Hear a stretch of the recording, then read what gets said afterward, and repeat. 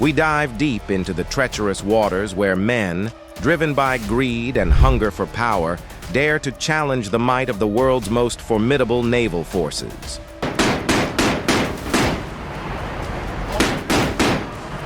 From audacious Somali pirates targeting an aircraft carrier to the tense standoff between pirates and the U.S. Navy,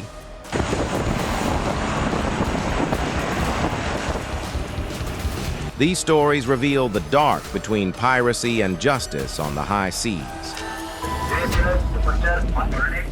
Before we move on, subscribe to the channel and hit the bell icon right now, or this spider will crawl on your face while you are sleeping. The 7-hour pursuit. In the vast and volatile waters of the Gulf of Aden, a Norwegian tanker became the target of Somali pirates. Under the darkness, the pirates closed in on their prey, believing the tanker's cargo was theirs for the taking. But destiny had other plans that night. Unbeknownst to them, NATO forces, including Canadian and American warships, were nearby, guarding the waterways. As the pirates moved in for the attack, the tanker's crew sent out a distress call, hoping for a miracle. That call was answered.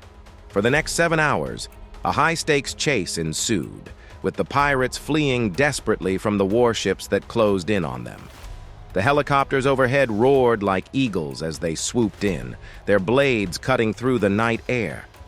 Commanders shouted through microphones, warning the pirates to surrender, while warning shots were fired across the bow of the small pirate boats.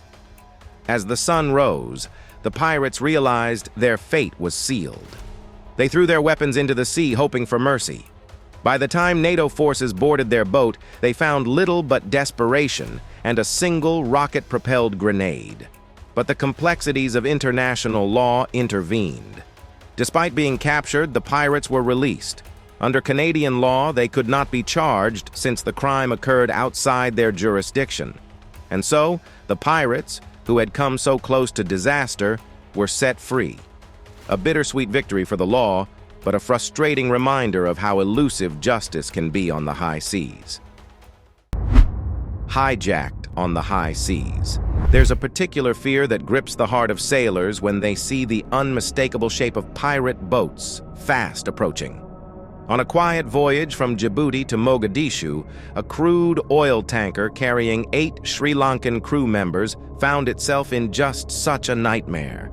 Somali pirates, notorious for their speed and precision, had locked their sights on the vessel. The pirates, swift and relentless, forced the tanker to divert from its course, steering it toward the port of Alula in Somalia's Puntland region. The crew, in sheer panic, sent out distress signals, hoping that help would come. But in this remote and lawless part of the world, where pirates and anti-piracy forces often blur into one, no rescue came. The hijacking was swift and brutal. The pirates, masters of these waters, took control, and the crew was left at their mercy. What makes this story particularly chilling is the realization that the piracy epidemic, though it had decreased significantly, was not gone. A UN study found that pirate groups in Somalia had diminished, but the danger remained. As the world focused elsewhere, these pirates lurked, waiting for their opportunity to strike again. And in this case, the crew learned a hard truth. Sometimes the seas show no mercy. The standoff for $20 million. In a daring act of defiance, Somali pirates hijacked the Ukrainian cargo ship Fina, a vessel carrying 33 Soviet-made tanks and heavy weaponry. The pirates, emboldened by their success, immediately demanded a $20 million ransom, believing they had secured a fortune. But they hadn't accounted for the might of the U.S. Navy. The USS Howard and several other American ships quickly surrounded the Fina, creating a standoff in the middle of the sea. The pirates, trapped yet determined, celebrated their seizure of the ship, unaware of the silent power closing in around them. For days, the two forces stood at an impasse. The pirates refused to budge, believing their prize was too valuable to surrender. Meanwhile, American aircraft patrolled the skies, ensuring that no weapon would make its way to shore. The standoff became a test of willpower, a quiet and tense battle where neither side made the first move. Eventually, the pirates would realize that their demands would never be met. Their $20 million dream faded as American forces kept the weapons locked in place, never allowing them to become a greater threat on land. It was a battle of patience, and though no bullets were fired, the pirates walked away with nothing but frustration.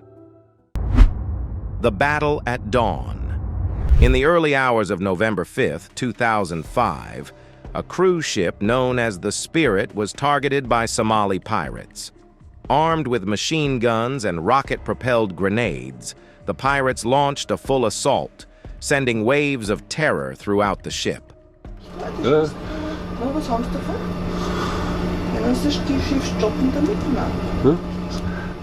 RPGs slammed into the ship's hull, with one rocket motor becoming lodged in a cabin wall.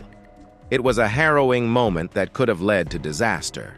But amid the chaos, one man stood strong, Som Bahadur Gurung, the ship's master-at-arms.